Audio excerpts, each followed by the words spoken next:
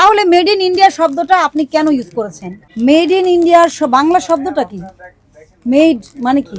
কোনটা কোনটা বের করেছিলাম আমি? এই যে মেড ইন ইন্ডিয়া। হ্যাঁ, এটা কি আসলে ইন্ডিয়ান কিনা?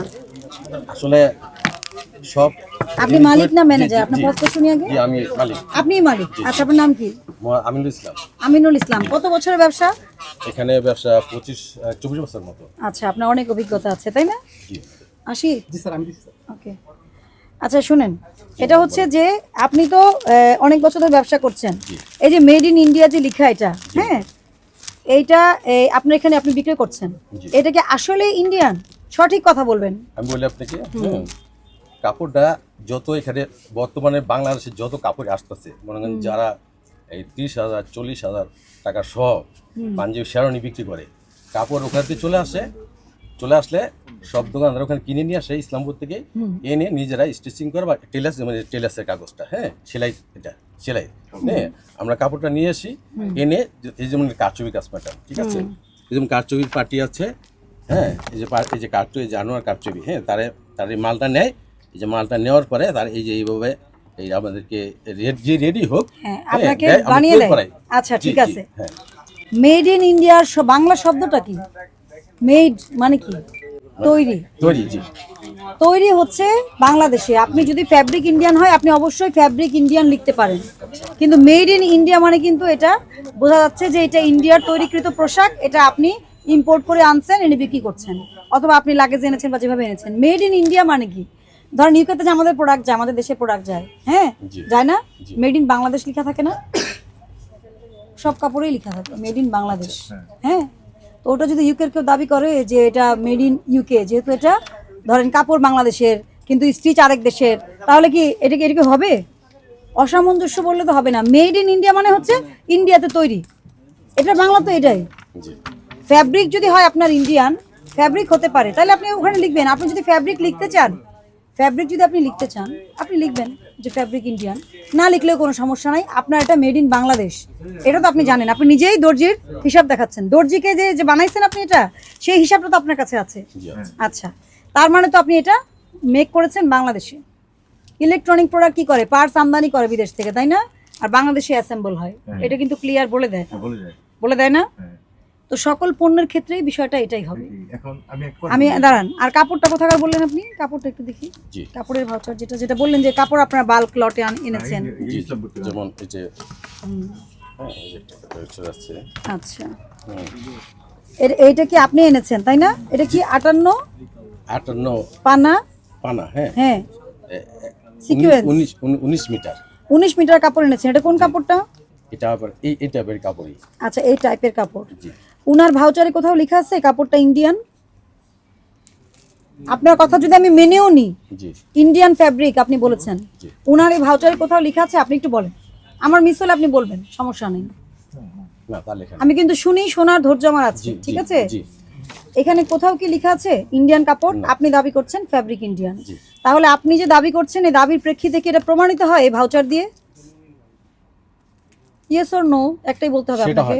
আচ্ছা, আপনার বিষয়ে কিন্তু আমাদের এই আরেকটা মেমো, এই যে এটা একটা দোকানের নাম, একটা দোকানের নাম, জি হ্যাঁ, কিন্তু দেখেন ওনারা কিন্তু সঠিক কাজটা করেছে। আচ্ছা আচ্ছা, ওনারা যদি ইন্ডিয়ান না হয়ে থাকে, ওনারা কিন্তু ইন্ডিয়ান লিখে নাই, কারো ভাউচারে ইন্ডিয়ান শব্দটা লেখা নাই, যেটা ইন্ডিয়ান ফ্যাব্রিক আছে লেখা নাই।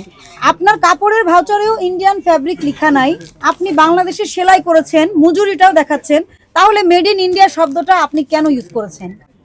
আপনি সেলাই করেছেন, কিন্তু এটা আপনি যদি বলতেন যে কোনো ফ্যাক্টরি থেকে বানায় আনছে, তাহলে একটা কথা ছিল। আপনি নিজে সেলাই করেছেন, মজুরি এবং এই স্টিকারটাও আপনার পছন্দেই দেওয়া হয়েছে।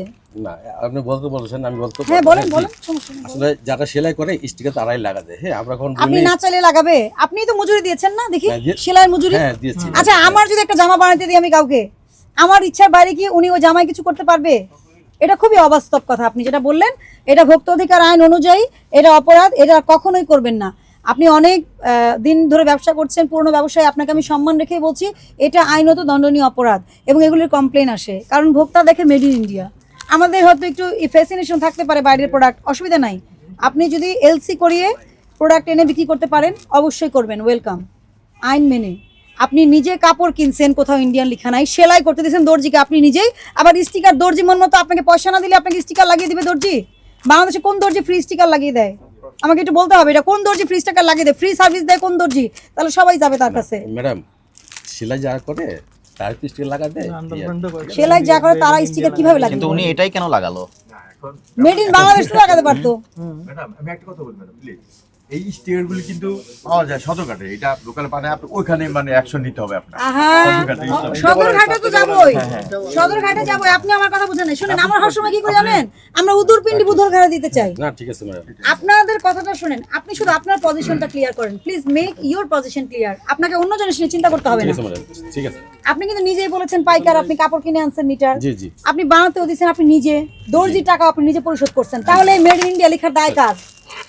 যারা এটা বানাচ্ছে, প্লিজ যারা স্টিকারটা বানাচ্ছে তারা কি আপনাকে ফোর্স করছে যে আপনি এটা ইউজ করেন? It's your choice, you made it, okay? জি জি এই ব্যবস্থা এই করেন। ওটা কি করছেন? চলো ওটাতে জরিমানা দেওয়া হচ্ছে না? আদা হয়েছে, ই দাও, এই লিফলেট দাও।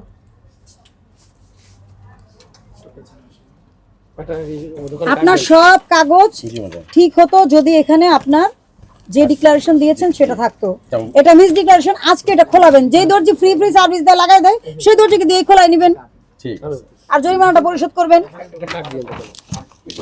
সতর্ক করছি, আমি সতর্ক করছি, জি। বারবার এই কাজ যদি করেন, ভোক্তারা কমপ্লেন করে, আমরা কিন্তু কমপ্লেনের ভিত্তিতে আপনাদের পুরোটা জায়গার কমপ্লেন, মানুষজন ফোন করছে, আপনারা ডবল প্রাইসিং করছেন, তারপরে ওই যে এক প্রাইসের উপর একটা ট্যাগ দেওয়া, তারপরে কি করছেন made in India made in Pakistan বলছেন, কিন্তু অরিজিনালি আসলে এটা মেড ইন ইন্ডিয়া বা মেড ইন পাকিস্তান না।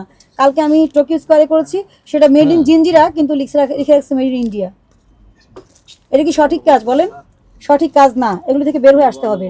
ভোক্তাধিকার সংরক্ষণ আইনের ধারা 45 অনুযায়ী 1 বছরের কারাদণ্ড দেওয়া যায়, 50,000 টাকা অর্থদণ্ড দেওয়া যায় বা উভয় দণ্ড দেওয়া যায়। আর মিথ্যা বিজ্ঞাপন আমি যাচ্ছি না, কিন্তু এটা কিন্তু এক ধরনের মিথ্যা বিজ্ঞাপন আপনি শো করছেন, এটা কিন্তু এক ধরনের মিথ্যা বিজ্ঞাপন, এটা মাথায় রাখবেন। মিথ্যা বিজ্ঞাপনের শাস্তি কিন্তু অনেক বেশি, আপনারা সতর্ক হয়ে যান, এগুলো থেকে শিখেন, ঠিক আছে? আমি সতর্ক করছি আপনাকে, 30,000 টাকা জরিমানা আরোপ করলাম।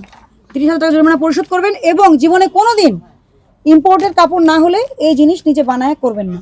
শেষ আমার কথা এখানে। পরবর্তীতে করলে কিন্তু দোকান বন্ধ করা হবে।